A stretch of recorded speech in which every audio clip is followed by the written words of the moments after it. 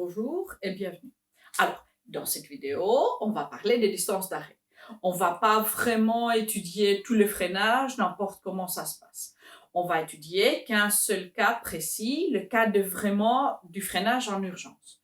Ça veut dire que vous voyez un obstacle qui soudain apparaît très proche de vous, vous appuyez avec toute votre force sur les freins, vous immobilisez finalement les roues et ce que les pneus vont faire, vont glisser sur l'asphalte. Alors ça, c'est finalement la distance la plus courte que vous allez faire dans le freinage. Normalement, on fait pas ça parce que comme ça, on use le pneu et c'est vraiment très mauvais pour la voiture. En général, voilà, on voit des obstacles qui sont beaucoup plus loin et on appuie doucement sur les freins et doucement, petit à petit, les roues vont commencer à s'arrêter, etc. Mais ça, on va pas étudier. On va étudier seulement le cas d'urgence parce que c'est exactement ce cas qui nous permet d'utiliser les frottements. Alors, regardons ce qu'on a. On a une voiture sur route horizontale, vous aurez pour la plupart, qui va rouler à une vitesse V0. Alors, soudain, devant cette voiture, disons, tombe, je sais pas, un piano. Voilà. Ici, un piano et les touches ici. Voilà, tout soudain, comme ça peut arriver dans la vie. Et alors, disons que ce piano tombe à une distance de 200 mètres. Or, la voiture avançait à ces moments-là à une vitesse, disons, de 10 mètres par seconde. C'est une vitesse de ville, ok, 10 mètres par seconde, 36 km par heure. On est quand même, voilà, tout près de limite. Alors, regardons qu'est-ce qui va se passer. Alors, tout soudain, le piano, tombe sur l'asphalte et le conducteur, qui est humain, ouais, on parle pas de singe, alors le conducteur qui est humain a besoin d'un peu de temps pour faire en fait finalement tous les processus de cognition qui se passent dans son cerveau. D'abord, reconnaître que c'est un piano qui est tombé. 2, que ça c'est un obstacle. 3, après, il doit réfléchir que si je ne ralentis pas, finalement, je vais faire un accident, etc. Et puis, le cerveau doit envoyer le signal aux jambes pour appuyer sur les freins. Ça prend un peu de temps parce qu'en tant qu'humain, on n'est pas vraiment, en fait, très, très rapide. Alors, le temps, c'est qu'on appelle le temps de réaction. Le temps depuis que le signal, disons la lumière qui provient du piano vient à vos yeux et vous vous rendez compte en fait de ce qui se passe. Ce temps de réaction va être autour d'une seconde si vous êtes vraiment alerte, si vous êtes vraiment fixé sur la route et tout réveillé. Mais en tout autre cas, ça va être plus grand, ouais, que 1. Et alors, ça va monter, ces temps de réaction va être plus grand si vous êtes fatigué, si vous avez bu, etc., etc. Voilà, ça peut monter jusqu'à autant que vous voulez. Si vous avez pris des drogues, peut-être vous n'allez pas vraiment comprendre que le piano était devant vous et vous allez faire un accident. Bon, bref. Pendant ces temps de réaction, vous ne changez rien finalement de la mobilité de votre voiture. Alors, pendant ces temps de réaction, vous serez en MRU. Alors, MRU, ça veut dire qu'on peut utiliser pour ces bouts, pour le moment en fait que vous réagissez, on peut utiliser nos formules d'MRU. Alors, notre formule d'MRU pour trouver la distance de réaction. Alors, la distance que vous prenez pour vraiment comprendre que finalement vous devez appuyer sur les freins, ça va être la vitesse fois le temps de réaction. Alors, la vitesse de réaction est de 10 mètres par seconde fois 1 seconde. On est dans le système international, alors on peut mettre mètres, ça fait 10 mètres. Évidemment, vous voyez ici que la plus grande cette vitesse, le plus de temps, finalement, vous ferez pas plus de temps, plus de distance, vous allez faire le temps que vous réagissiez. En fait, je ne sais pas si vous connaissez que quand vous roulez surtout sur autoroute où les vitesses sont grandes, on vous demande de laisser une certaine distance qu'on appelle distance de sécurité avec les autres voitures. Ben en fait cette distance c'est la distance de réaction. Alors on dit que ça doit être au moins 3 secondes, surtout si vous êtes fatigué, parce que votre temps de réaction pourrait être moins important. Si vous écoutez par exemple à la musique, etc., ben, pour être sûr, on met au moins 3 secondes. Parce que quand nous, on voit que la voiture devant nous commence à ralentir, c'est parce que l'autre automobiliste a déjà appuyé sur les freins. Alors, le temps qu'on se rend compte que lui, il commence à ralentir, ben, on fait quand même une distance. Et cette distance de réaction va aussi nous donner la distance de sécurité. Maintenant, en ville, avec le 10 mètres, quand même, c'est pas très élevé, le 10 mètres, c'est bon. Mais si par exemple, vous roulez sur une route et il y a soudain un enfant qui va passer pour chercher une balle, 10 mètres, c'est pas vraiment beaucoup, hein. Ça peut être peu. Bon, bref. Alors, l'automobiliste va faire 10 mètres. Ici, si c'est ici 0, ici ça va être 10 mètres, pour seulement en fait se rendre compte. Et seulement à ce moment-là, le conducteur va appuyer sur les freins. Alors, une fois qu'on appuie sur les freins, on décélère. Et on est dans un cas d'émergence parce que la force sur la voiture va être constante, la force de frottement, et du coup, l'accélération va être constante. Pour trouver cette accélération, dessinons les forces. Alors, ici on a la voiture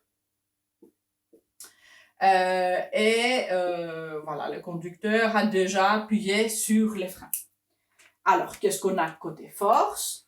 On a d'un côté les poids, la force de gravitation sur la voiture, on a la normale. Alors, si on est sur horizontale, ces deux vont être le même. Et alors, ces deux vont s'annuler. Et en tout ce qui concerne les sciences de base, vous n'aurez qu'un mouvement sur horizontal. C'est pour les sciences générales, bien évidemment, on peut incliner comme on veut.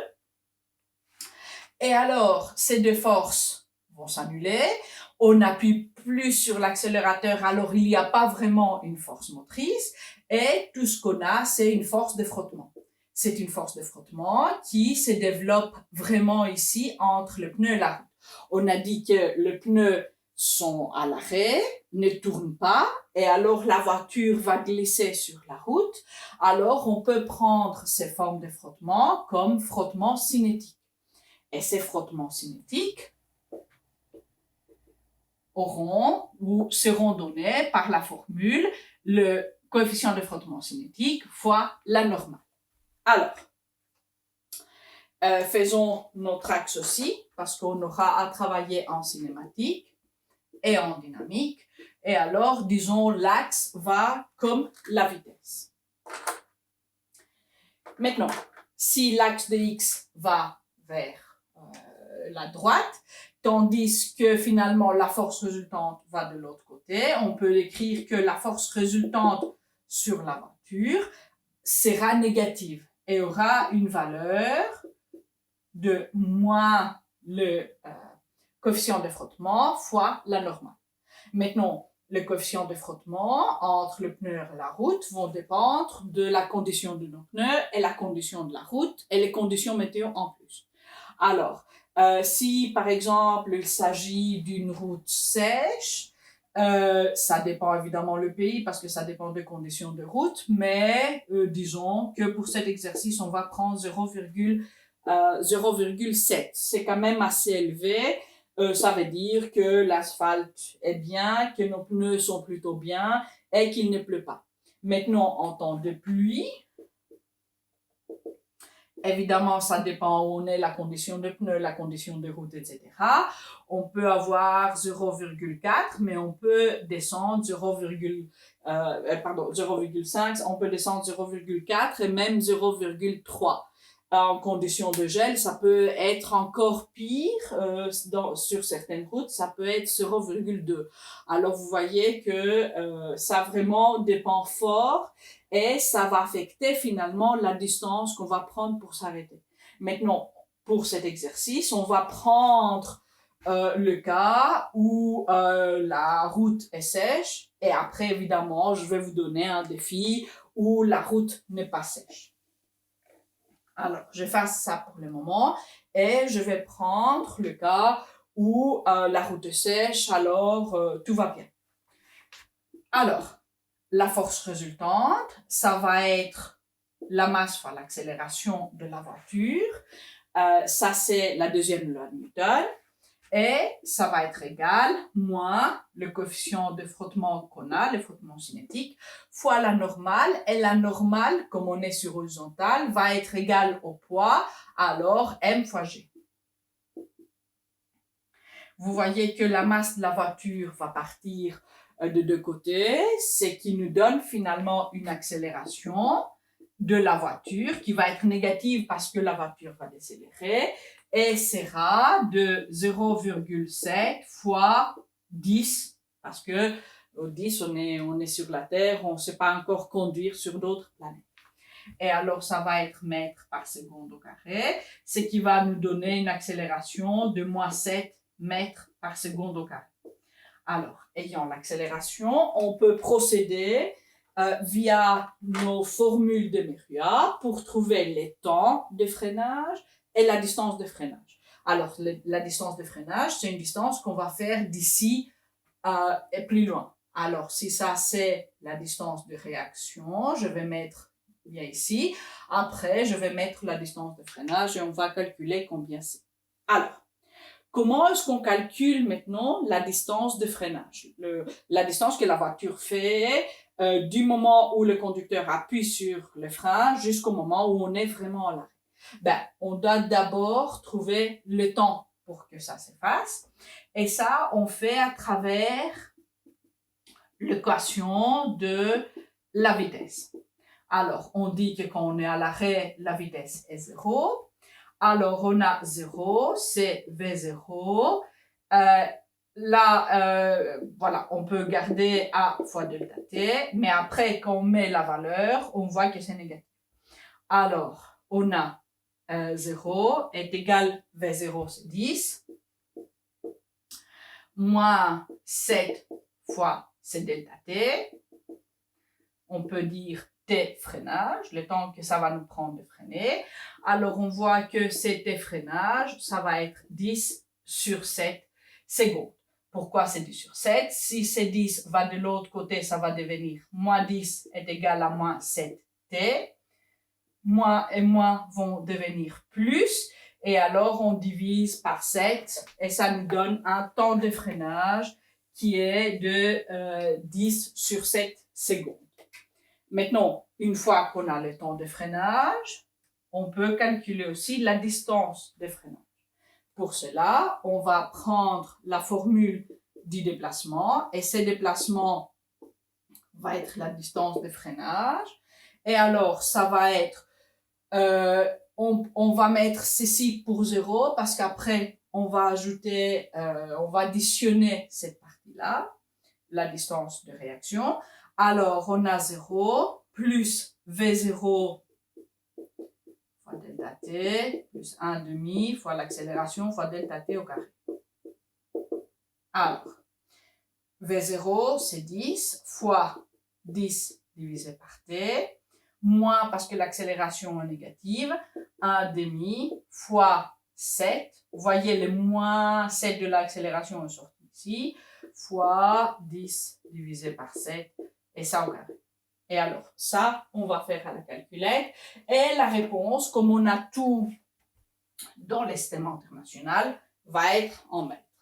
Alors, 100 divisé par 7 pour cette première partie, moins, j'ouvre parenthèse, 0,5 fois 7 fois 100 est divisé par 49. Vous voyez, j'ai fait le petit calcul en ma tête. Alors, ça va nous faire 7,14 mètres. Alors, la distance de freinage, vous voyez, est encore plus petite que la distance des réactions. Ça arrive souvent quand on est d'abord en petite vitesse et quand la route est bien en fait et nos pneus vont bien sur la route et ça va nous donner beaucoup de frottement, on va s'arrêter très vite. Quand on va parler de pluie et même de gel, vous verrez que cette distance finalement de freinage va être beaucoup plus grande. Alors, je vais montrer ici la distance de freinage. Ça va être un peu moins que l'autre. Alors ici, on a la distance de freinage qui va être de 7,14 mètres. Finalement, la distance d'arrêt, qui va être la distance que la voiture va faire du moment où le piano tombe et le conducteur voit le piano tombe et le temps la distance qu'il s'arrête, ça va être la distance de réaction plus la distance de freinage, alors 17,14 mètres. Et ça, c'est toute la distance qu'il va faire. Alors, vous verrez, vous voyez que 200 mètres, voilà, c'est encore plus loin. Alors, on n'aura pas, heureusement, un accident. Et si on veut savoir aussi le temps d'arrêt, le temps que ça va nous prendre d'arrêter, c'est le temps de réaction, qui ici était 1 seconde parce que notre conducteur était bien alerte, etc., plus le temps de freinage. Alors, on aura 1 seconde plus 10 sur 7 secondes. Et pour cela, je vais prendre ma calculette. Alors, ça va faire 2,43 secondes. C'est 42, 8, etc. Alors, on peut mettre 2,43 secondes pour qu'on s'arrête.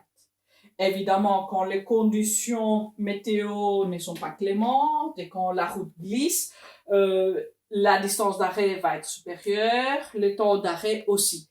Même chose si notre vitesse était plus grande. Vous voyez là, on est en proportionnel, alors la distance des réactions est proportionnelle. Là, on est plus proportionnel, mais quand même, on voit que ça va aussi augmenter la distance de freinage. Alors, pour vous laisser un défi, je vais effacer un peu le tableau. L'exercice sera exactement, finalement, le même.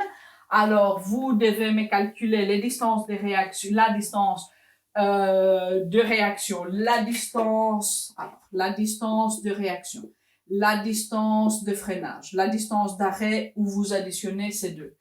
Le temps de réaction, je vais vous donner. Le temps de freinage, vous allez calculer. Et le temps total, le temps d'arrêt, vous allez calculer.